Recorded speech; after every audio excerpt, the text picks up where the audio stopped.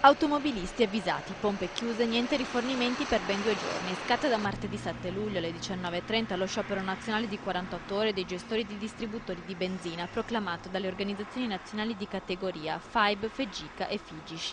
Anche in Veneto l'adesione si pronuncia ad alta e i distributori rimarranno chiusi fino alle 7 di venerdì 10 luglio. È uno sciopero, diciamo, preannunciato, perché è già da tempo che la categoria sta attraversando momenti difficili sia col governo che con le compagnie petrolifere, e dal momento che sia le une che le altre, sia il governo che le compagnie petrolifere, non danno quelle risposte che ormai si erano impegnate di dare, era inevitabile che la categoria arrivasse al punto di dichiarare 2 giornate di sciopero. Alla base dello sciopero il mancato rinnovo del contratto di categoria e il non rispetto da parte del governo degli impegni assunti per mettere mano alle regole del settore e al cosiddetto bonus fiscale. La protesta riguarda anche l'atteggiamento delle compagnie petrolifere, colpevoli di non riconoscere adeguamenti economici che sono fermi da anni.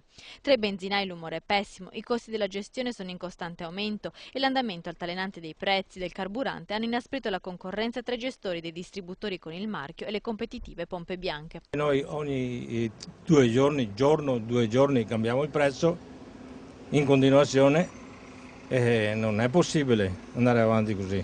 Io dopo 40 anni che sono qua, io molto probabile ho deciso di chiudere perché non ce la facciamo più. Sui rapporti che abbiamo con le compagnie petrolifere, il governo, tutti fanno quello che vogliono, noi stiamo qua praticamente niente, in balia di chi non si sa. Gli utenti che hanno il problema, io credo che se tutti quanti facessero il pieno oppure magari raddoppiassero il rifornimento, credo che problemi non ce ne dovrebbero essere.